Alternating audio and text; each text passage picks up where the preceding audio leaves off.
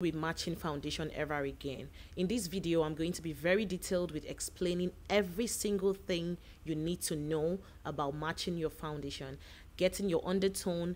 I explained everything about skin type, about various complexions, and how to get the exact foundation type that works best for your skin type and for your complexion. Watch till the end. Hi guys, welcome back to my channel. My name is Ginika Temple. I'm a professional makeup artist and a beauty educator based in Calgary, Canada. So today we're going to be talking about how to match foundations, especially for people who have uneven skin tone. This is something that is very common because a lot of people either have a lighter face and darker body, or have a darker body, darker neck, and lighter face. So whichever category you belong, just know that today you're going to be learning something from today's tutorial, and you're going to be able to apply this so that you can know how to shop for your foundation without really depending on anyone to help you with the color matching. The most important thing when it comes to matching foundation is to understand your undertone. Now, if you don't understand your undertone, you're going to go around buying the wrong product. There are 4 basic categories of undertones. Now, we have the neutral, we have the cool, we have the olive, and then we have the warm. Now, whichever category you belong, it doesn't really matter because you will find the products that work for your undertone, and whichever category you belong also will help you to understand what category to go for when you're shopping for your foundation. Like when you look at the veins, especially the vein on your wrist, you usually would tell what color your vein is, and this will help you to understand the undertone you fall under.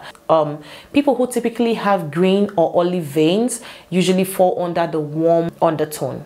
People who have the blue, the purple veins typically fall under the cool undertone.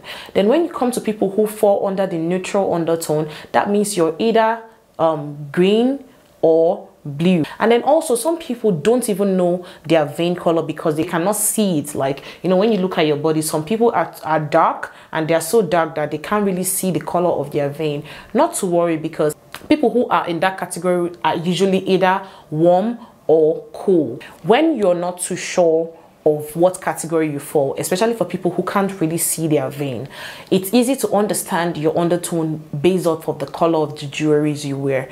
Now, if you're in the category of people who kind of like, feel like the gold jewelries tend to fit you more than the silver, it means most likely that you're under the warm undertone. But for people who tilt towards the silver jewelries, they are typically under the cool undertone. Now let's proceed to understand the various categories that people fall under. The various categories that people fall under when it comes to foundations are fair, we have light, we have the light medium, we have the medium, we have the tan, and then we have the dark. There are 6 of them. So when you understand your undertone and understand the category you fall, it's almost like you've done like 70% of the job. When you go to the store, you don't want to get confused. You see so many products, you see so many brands, you see so many shades, so many categories. When you know the category you fall under, it will guide you as to what angle to go without having to be all over the place and be depending on the people in the store to help you out. Because what happens is that in most cases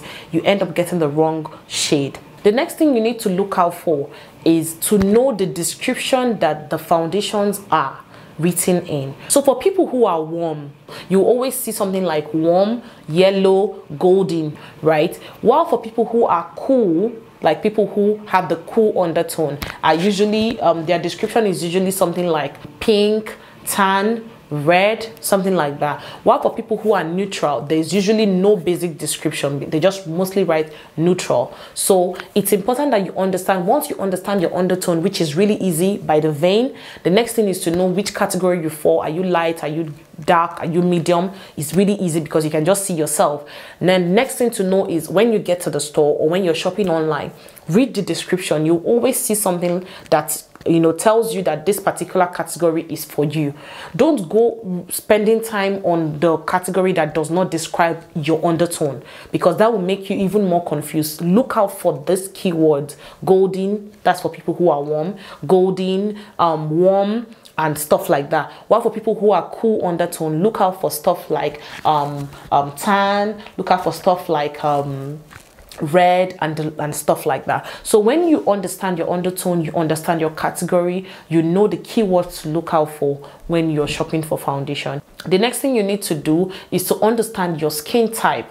All these things go hand in hand, because if you know your undertone, know the category you fall, without really knowing your skin type, it means that you may still not like the outcome of your foundation, because you may end up going for foundations that are either too the wrong type for your skin type, right? So now what that means is that you need to ask yourself, what is my skin type? And the easiest way to know your skin type is not by checking for your skin type during the day. That's the wrong approach, because the skin has already, the skin has already been active. The skin has started producing more oil or less oil based off of the weather or based off of the environmental factors. But the easiest way to know is early in the morning. Once you wake up in the morning, how does your skin feel? When you wake up in the morning, around this zone of your face, does your skin feel really oily? Does your skin feel oily all over? Right, when you just wake up in the morning, if that is the category you belong in, it means your skin is oily. Now when you wake up in the morning and you don't feel so much oil, especially around your nose, around your cheeks, it means you're dry. While for people who, when they wake up in the morning, they feel like hair is a bit oily around the central part of the face, while the outer corners of the face feels a bit dry, it means you're most likely combination. While for people who just neither oily nor dry, it's almost like your skin just has a perfect balance, it means you're normal, right? So these are the 4 basic categories that people fall under when it comes to skin type.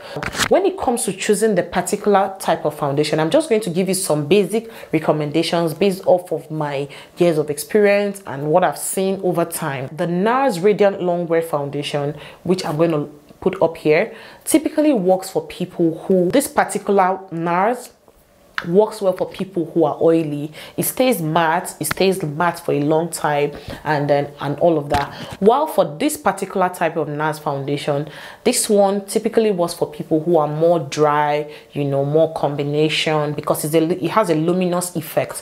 While for Fenty Beauty, if you want to go for Fenty Beauty, which is also a good one, this particular one here works for people who are oily, while this particular one, which is the hydrating foundation, typically works for people who are dry. There are so many options, but I'll just leave you with these 2, right? Because these are some out of the many that I've tried and has worked well for me. I currently use the Pat McGrath, which I'll link up here, and I like it. I like how it feels. I like it because it's not rigid, it's a bit flexible. I've used it on people who are combination and it was really good. I use it on myself and I'm oily and it was amazing. Like, it's something I would highly recommend if you're looking for something lightweight that feels also, not too heavy. It feels just natural, right? So these are like my top 3 recommendations as of today. Looking at myself, you can see that my neck is obviously way darker than my face and my chest. So my chest is obviously way lighter. It's easier for your face to be darker or lighter than your body,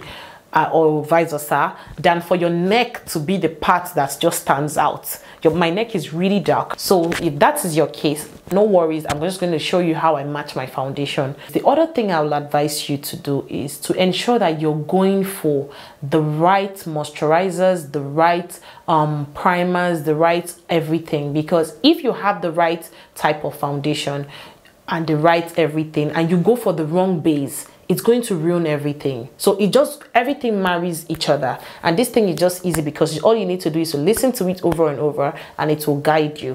So for people who are oily, you need to ensure that you're avoiding foundations that have oil content. You need to look out for oil-free foundations. If you're dry, then you need to look out for foundations that are luminous, hydrating, right? I've already listed some examples for you guys. While when you're picking your primer, if you're oily, look out for primers that say things like matte. This is one I would highly recommend, even though it has been discontinued. This Becca was a game changer for me. Right now, I currently use this Milk primer. I use it a lot. I have so many primers, but these are like my top 2 for as of today. It can change anytime. While for people who are dry, I'll recommend this moisturizer. I'll recommend you to match this moisturizer with this particular primer.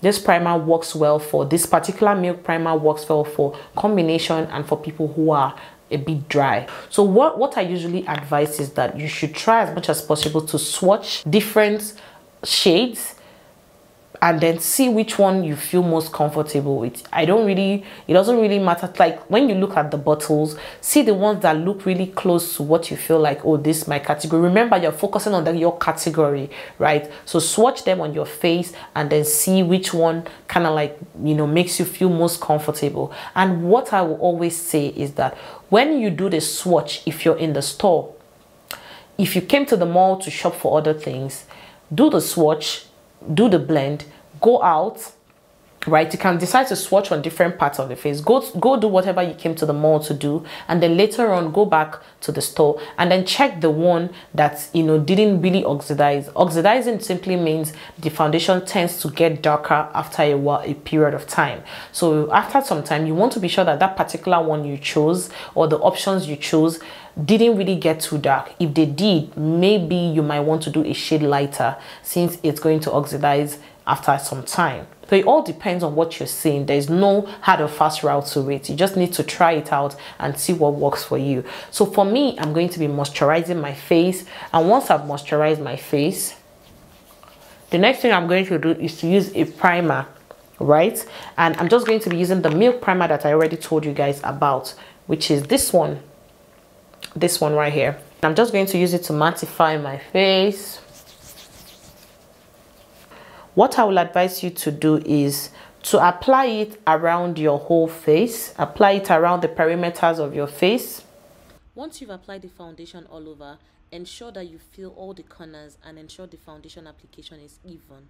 Once you've done this, take your time to spread out the product, the excess, to ensure you have an even coverage all over. Use a damp beauty sponge to tap everything all in. At this point, you'll be seeing the way it's looking. It's best to use natural light if you're not sure or if you're trying out for the first time. If it's turning grayish or reddish after some time, then it's not your shade. You need to go for another one. I hope you've been able to understand this. I hope that you've really enjoyed today's episode, and if you did, a thumbs up will hurt, and please, if you haven't subscribed, please do so.